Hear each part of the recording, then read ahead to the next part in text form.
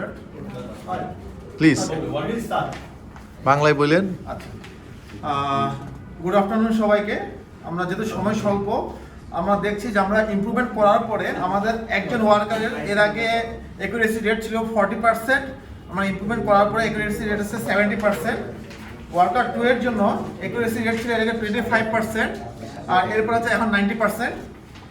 Worker 3 এর জন্য accuracy ছিল এর আগে 55%, আর ইমপ্রুভমেন্টের পরে 100% ওয়ার্কার অ্যাকুরেসি।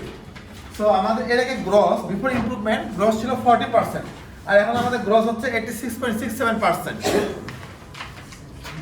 আমরা যদি হিস্টোগ্রামটা দেখি, আগে দেখেন আমাদের হিস্টোগ্রামটা অনেক স্ক্যাটার্ড ছিল, এখন আমাদের হিস্টোগ্রামটা অনেক স্কুইজ হয়েছে, নরমাল কার্ভ। সো মানে প্রসেস অ্যাকুরেসি বাড়ছে আমাদের হিস্টোগ্রামটাতে, মোটামুটি আমরা বুঝতে পারতেছি এটা।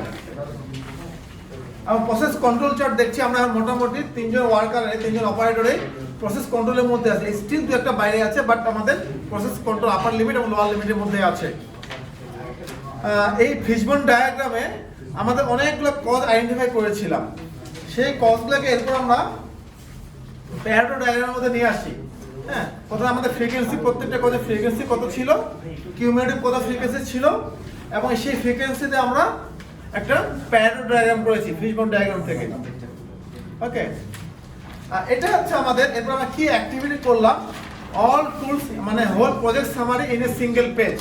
এখানে আমাদের ছিল প্রবলেমটা যে coin don't reach target destination, পয়েন্টটাকে যে ডেস্টিনেশন নিতে হবে, যে টার্গেট পয়েন্টে সে পয়েন্টে রিচ করতে পারছে না।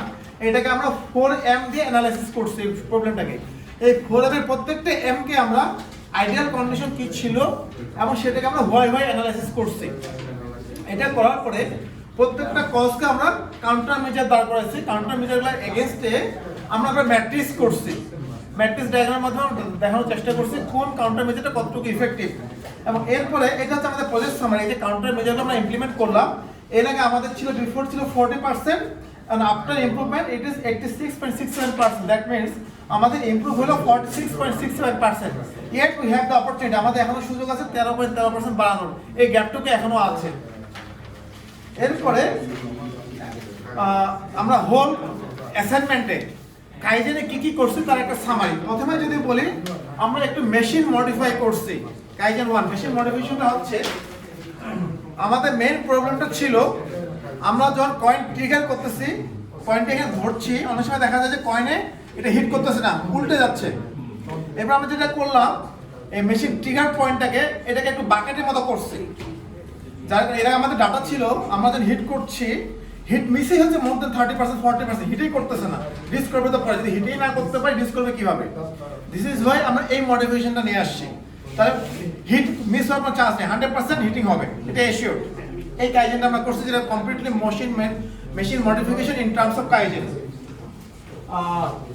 সেকেন্ড পয়েন্ট করেছিলাম আমরা রিলিজ পয়েন্ট, মানে কতটুকু টানে ছাড়বো সেটা এস্টাবলিশ করছি। আপনারা হয়তো দেখতে পাচ্ছেন এটা একটা ভার্টিক্যাল পয়েন্ট আছে আর একটা হরাইজন্টাল দাগ আছে। এই দাগটা যখন এই পয়েন্টটা আমাদের এখানে কাউন্টার পয়েন্ট আছে এখানে ম্যাচ করবে, তখনই আমরা ছাড়বো। আমরা যদি ডিজিটাল কাইজেনের কথা চিন্তা করি ইন টার্মস অফ আপনার আইওটি, তাহলে এটা হবে সেন্সর বেসড। যখন আমার ট্রিগার পয়েন্টটা এই পয়েন্টে চলে আসবে তখন এটা অটোমেটিক রিলিজ করবে, তাহলে মিস্টেক হবে না। যেটা আমাদের পোকা ইওকে একটা কনসেপ্ট, পোকা ইওকে কোনো মিসম্যানেজমেন্ট হবে না। ওকে, আচ্ছা, অলওয়েজ সেম সারফেস। আপনারা একটা দেখবেন আমাদের যে ম্যাটেরিয়ালটা ছিল দা কয়েন, হ্যাঁ, দুই পাশের টেক্সচার সেম না। দিস ইজ ওয়াই দুই পাশে ফ্রিকশন দুই রকম হবে। আমি যখন এই পাশে টাচ করব একরকম ফ্রিকশন হবে, এই পাশে টাচ করব ফ্রিকশন একরকম হবে। দিস ইজ ওয়াই আমরা এস্টাবলিশ করলাম যেই পাশে ফ্লাওয়ারটা ছিল এটা অলওয়েজ টপ পয়েন্ট হবে। আলটিমেটলি রেজাল্ট হচ্ছে সবসময় সেম ফ্রিকশনটা আমরা পাবো। ওকে, এরপর যেটা হচ্ছে, আচ্ছা, আরেকটা জিনিস হলো আমরা আরেকটা মেশিন মডিফিকেশন করছি, সেটা হলো দেখেন আমরা যখন এভাবে ট্রিগার করছি, ট্রিগিং করছি, এই রাবারটা কিন্তু সবসময় একইভাবে আসছে না, কারণ কি আমাদের পিছনে যে রাবারটা আছে সেটা কম বেশি হচ্ছে। দিস ইজ ওয়াই আমরা পিছনে যে ইলাস্টিকটা আছে এটাকে আমরা কমপ্লিটলি ফিক্স করে দিয়েছি, সিল করে দিয়েছি। যার কারণে আমি যখন টানছি অনলি এই পার্টটা এফেক্টেড, পিছনের পার্টটা কোনো রোল প্লে করছে না। এই মডিফিকেশনটা আমরা করছি মেশিনে। আর এরপর যেটা হচ্ছে আমরা মেশিনের এসওপি এস্টাবলিশ করছি which is approved by top management, এবং মেশিন এসওপিটা আমরা ওয়ার্ক স্টেশনে এটাকে আমরা রাখছি যেন সেই এসওপি দেখে দেখে ওয়ার্কার কাজ করতে পারে।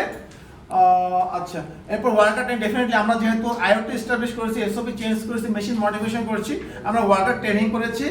আর একটা মেশিন আচ্ছা, আর যেটা হলো আমরা একটা জিনিস দেখেছি যে ওয়ার্কার যখন কন্টিনিউয়াসলি কাজ করছে তার মধ্যে একটা বোরিংনেস চলে আসতেছে, ফ্যাটিক চলে আসতেছে।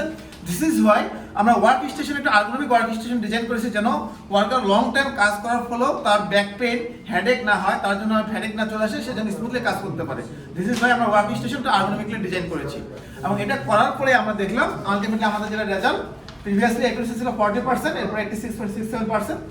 Yet we have many more opportunities to improve. Yet we are like 13.33%. এটা আমরা ইমপ্রুভমেন্ট করার চেষ্টা করব এরপর স্টেপ বাই স্টেপ।